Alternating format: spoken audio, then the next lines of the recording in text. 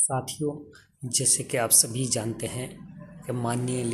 लिए Allahabad high court और Lucknow bench और इलाहाबाद हाई कोर्ट में कोड ऑफ कंटेप्ट का जो मामला लंबित पेंडिंग पड़ा था, जो मुकदमे अनलिस्टेड हुए थे,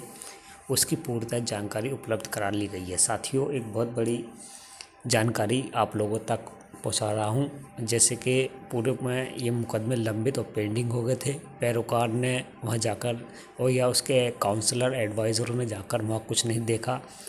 पूर्व में ही ये मुकदमे अनलिस्टेड होते आ रहे हैं और तमाम समय और पैसे की बर्बादी कर दी गई है। साथियों, जो दावा कर रहे थे कि 11 लाख 10 लाख रुपए आपको मिल जाएंगे, राज्य सरकार को विशेष पार्टी इसमें बनाया गया था। साथियों, हमारे लीगल एडवाइज़रों ने जब ये जानकारी उपलब्ध करी गई तो साथियों पूर्व में ही यानी कि लगभग 25-26 अप्रैल को यानी कि पिछले महीने में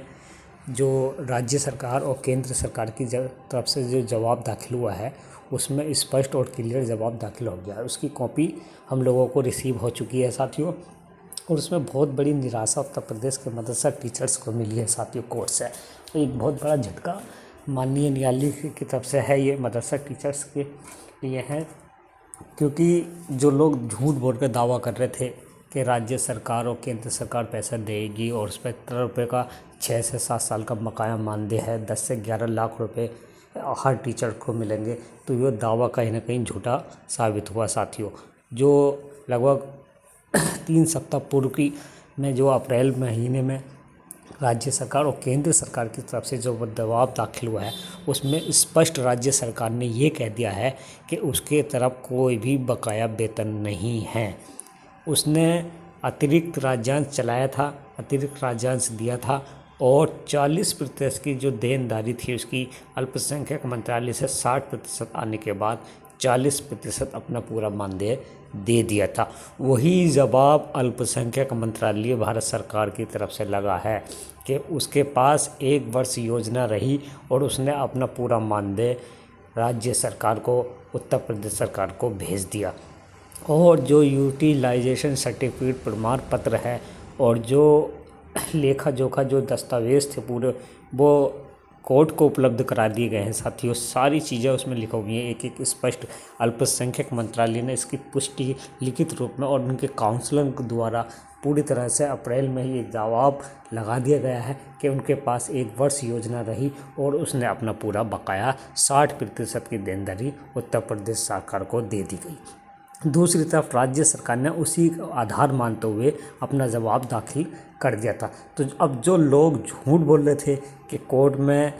जो गए ही नहीं थे कि 10 से 11 लाख मिलेगा, 6 साल का बकाया मानदेय मिलेगा, कोर्ट ऑफ कंडक्ट करेंगे, तमाम दलीलें और तमाम पैसे की बर्बादी करने के बाद पैरोकार ने तमाम चीज़ों को झूठ बोलकर इस तरह की भ्रमित सूचनाएं टीचर तक पहुंचाई साथियों, और वहां कोर्ट तक एक दिन भी नहीं पहुंच पाया। तो साथियों, ऐसे में उत्तर प्रदेश के टीचर्स को बहुत बड़ी निराशा है और हताशा हाथ लगी है। कहीं ना कहीं ये मायूसी है और हम पहले से ही कहते आ रहे थे कि राज्य सरकार पे हमारा कोई देनदारी बकाया नहीं है, अल्पसंख्यक मंत्रालय पे कोई पैसा नहीं है। जिस मंत्रालय पे हमारा पैसा था उसको पार्टी नहीं बनाया गया, यानी कि सीधा सीधा मानव संसाधन विकास मंत्रालय MHRD को इसमें कोई पार्टी नहीं बन, शिक्षा मंत्रालय को कोई पार्टी नहीं बनाया गया। साथियों, एक बहुत बड़ा सवाल है, आखिरकार पैरोकार ने मदरसा टीचर के साथ इतना बड़ा धोखा क्यों किया गया। साथियों, आप लोगों से गुजारिश है, लखनऊ बेंच वालों से खासकर, और जो इलाहाबाद में गए थे उन लोगों से, कि अब वक्त आ गया है कि पैरोकार का घेराव करा जाए। पैरोकार से ये पूछा जाए कि आखिरकार उन्होंने क्या करा था और ये इतना पैसे की और समय की बर्बादी जो की गई थी, जिस तरह से ये झूठ बोला गया साथियों, कहीं ना कहीं मदरसा टीचर्स को एक मायूसी और उनके समय और पैसे दोनों की बर्बादी हुई। इतना वक्त इसमें लगा दिया गया, अगर इतना वक्त नई योजना को चलाने में लगाया जाता तो शायद आज वर्तमान में स्थिति विपरीत होती, बदल जाती और मदरसा टीचर्स के फेवर में होती। साथियों, हमारी टीम के पूरे सदस्यों ने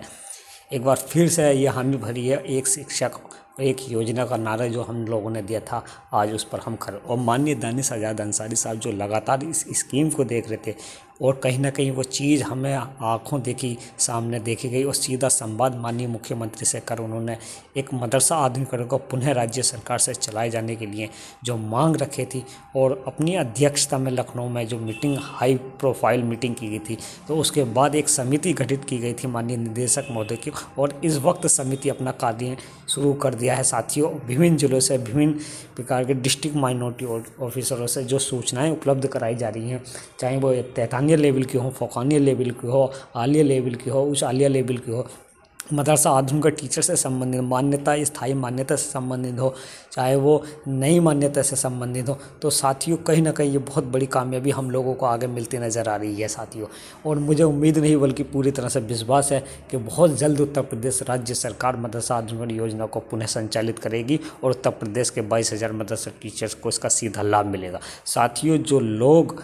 इस योजना में लगे हुए हैं और जिन्होंने छोड़ दिया है और वो अपने कारोबार में लगे हैं, तो बेहतर यही है कि वो इसमें पुनः शामिल ना हो और दूसरों को मौका दें। तमाम मदरसा संचालकों ने जो अपने सगे संबंधियों को इसमें रखा है, ये रूलिंग क्लियरिटी और स्पष्ट 2016 की नियमावली में था, लेकिन आगे को इसको कठोरता से इसका पालन कराए जाने के लिए समिति ने अपनी स्पष्ट मोहर और क्लियर कर दिया है कि कोई भी सगा संबंधी इसमें रिश्तेदार, मैनेजर का, संचालक का नहीं होगा। तो साथियों,